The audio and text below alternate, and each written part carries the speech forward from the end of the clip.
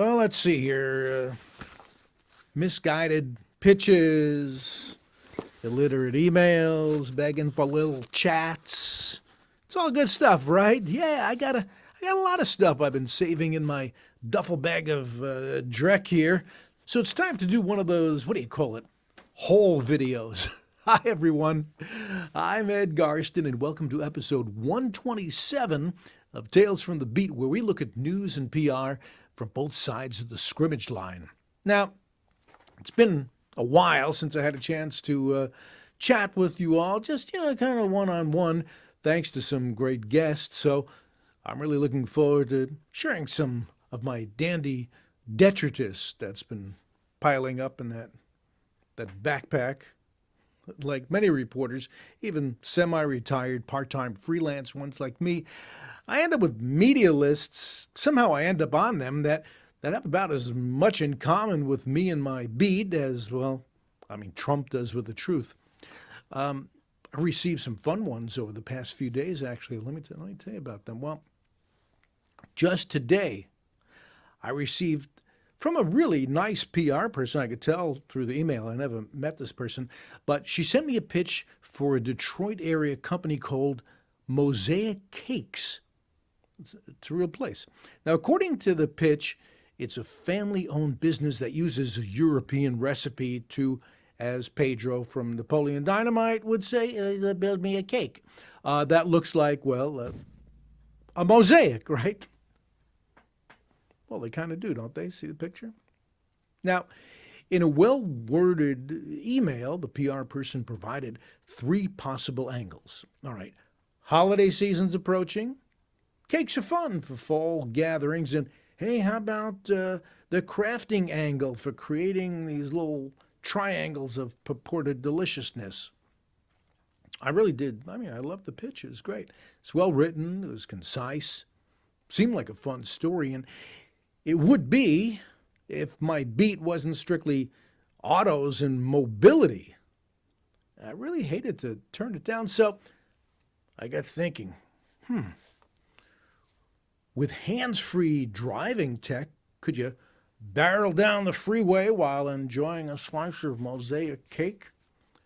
It's possible, but then, I started envisioning someone caught licking their fingers at the exact moment the hands-free system disengaged for some reason, and the driver ended up wrapped around a utility pole with a face full of blood and frosting.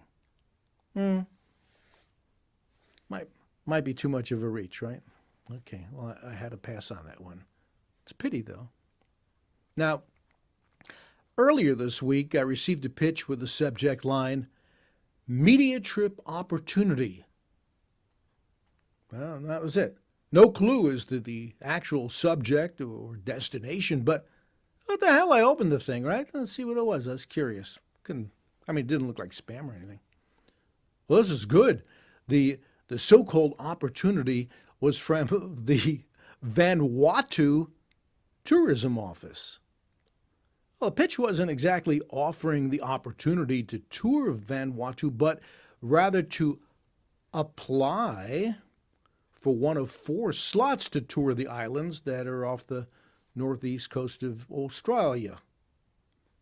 Now, all interested journalists were instructed to kind of click on a link to be considered, along with the caveat that, quote, all applications will be reviewed by Vanuatu Tourism Office, and you'll be contacted directly by their team if approved. Now, I didn't say exactly what the criteria is for winning application, but maybe including a photo of me. Man, should we be wearing a Speedo and a Panama hat on a beach? A video of my coconut cracking skills, proof I've watched every episode of Survivor. I have actually. I hate to admit it. Well, it's a moot point since Vanuatu isn't exactly a suburb of Detroit, and my freelance client doesn't cover travel expenses, and I had to regrettably pass up applying. Now, besides, how would it fit my beat? Well, I did discover there are a handful of dealerships and rental agency in Port Vila, Vanuatu. Well, several are featuring large vans, but looking at a map, there's not a lot of road on which to drive. Maybe people there use the vans as in-law suites. Yeah, it might be worth pursuing. Or more probably a reason to stop drinking the cheap muscatel that I so much enjoy. All right, a new issue. October's been busy with several automotive trade and industry shows in and around Detroit. Now, I hate to register for media credentials too far in advance because you know what happens? As soon as you do, you're swarmed by buzzing PR people begging you to just have a chat, a cup of coffee, breakfast, a honeymoon with someone from one of their clients presenting, or maybe they're just attending the events. Now, with very few exceptions, I turned down every one of these offers of forced fellowship for a very simple reason. If I'm attending the show, it's because I'm interested in covering certain presentations pertaining to the subjects about which I plan to write. Now, if I'm stuck in PR's version of Tinder because I foolishly swiped right on a matchmaker invitation, I'm really missing the very reason I'm covering the event in the first place. But I get it. I was in corporate PR for 11 years. You score a meeting with a reporter, it's a win. But if the meeting really doesn't result in a story, it kind of wasted the time of both the executive and the reporter. And the reporter's actually missed an opportunity to attend what might have been a promising session in the event. So with that in mind, if you invite me to a meeting and you plan to give me an advance on an actual news story and maybe some unique insight, then we're talking. But just a talk so the PR person can check a box has me checking no thanks to the pitch. Now, here's a corollary to that scenario. I received at least 3 like this, honestly. It starts with, will you be attending the so-and-so show? If so, I'd love you to meet with High Liability Motors CEO Flo Nays. Thanks, but I'm not attending, I say. Okay, well, here it comes.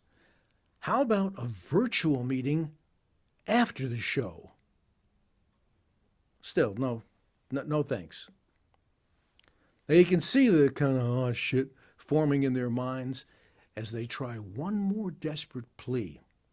Well, Flo's going to be in town till Tuesday. You want to meet somewhere for coffee? Okay. If I accepted every coffee invitation, I'd be shakier than the crypto market. Why can't we go back to earlier times when meetings were held over martinis or doubles of shivers on the rocks, where you could kind of, loosen up the sources and you get them to spill. And at least you walked away with a story and maybe a steak. Now that was real AI, actual interaction. You pitch me that, and we might clink glasses. Well, that's this episode of Tales from the Beat. Thanks a lot for checking in. I hope you'll share, subscribe, and comment. I'm Ed Garsten, and I'll be back soon with more tales. Take care.